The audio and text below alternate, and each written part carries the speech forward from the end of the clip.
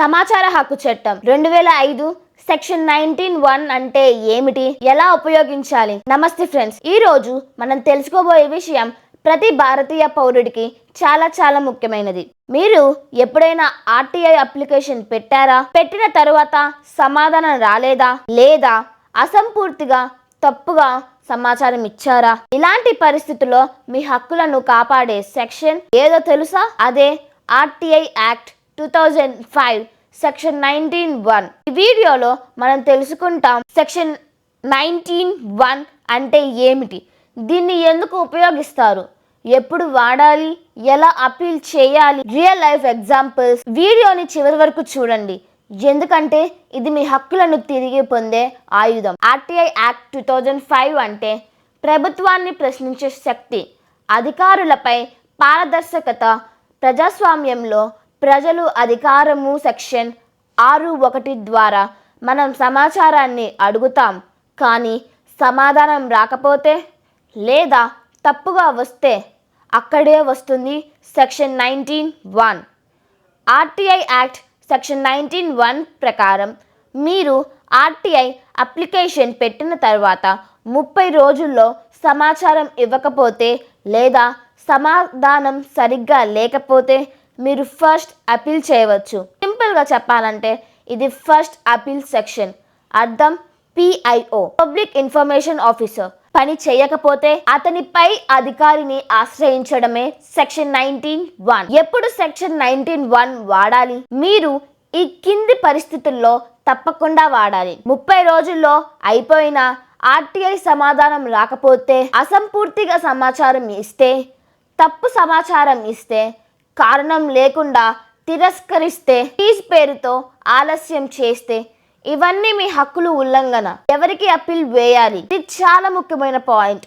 First appeal ఎవరికంటే ఆ డిపార్ట్మెంట్లో ఉన్న ఫస్ట్ అపీలేట్ అథారిటీ FAAకి ఇవ్వాలి. PIOకి కాదు, కోర్టుకి కాదు, PIOకి పై అధికారికి.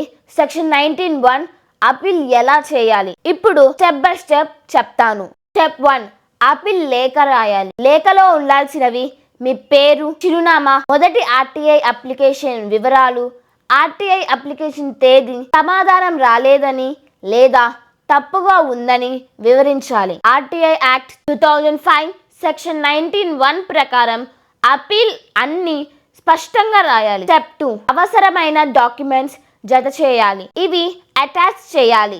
ఆర్టీఐ అప్లికేషన్ కాపీ, పోస్ట్ రసీదు లేదా ఆన్లైన్ రిఫరెన్స్, వచ్చిన సమాధానం ఉంటే. స్టెప్ 3, ఎక్కడ పంపాలి? ఫస్ట్ అపీలేట్ అథారిటీ అడ్రస్ కి స్పీడ్ పోస్ట్ ఆన్లైన్ ద్వారా పంపించవచ్చు.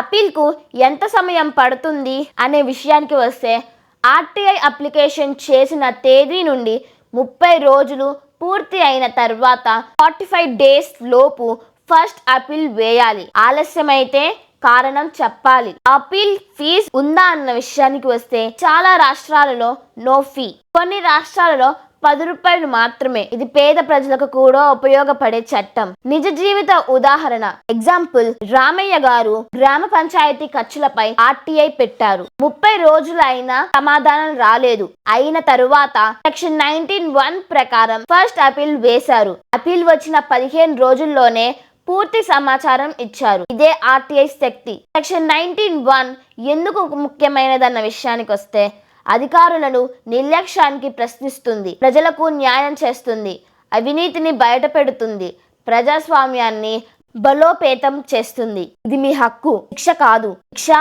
అంతకన్నా కాదు. ఫ్రెండ్స్, ఆర్టీఐ అప్లికేషన్ పెట్టడం ఒకటే సరిపోదు. సమాధానం లేకపోతే భయపడకండి, మౌనంగా ఉండకండి. సెక్షన్ 19(1) ఫస్ట్ అపీల్ వేయండి. మీ హక్కులను మీరే కాపాడుకోండి. Call to action. ఈ వీడియో మీకు ఉపయోగపడితే లైక్ చేయండి, షేర్ చేయండి, సబ్స్క్రైబ్ చేయండి. ఇంకా ఇలాంటి లీగల్ అవేర్నెస్ వీడియోలు కావాలంటే మాకు కామెంట్ చేయండి. లీగల్ లిటరసీ ఇండియాని చూడండి.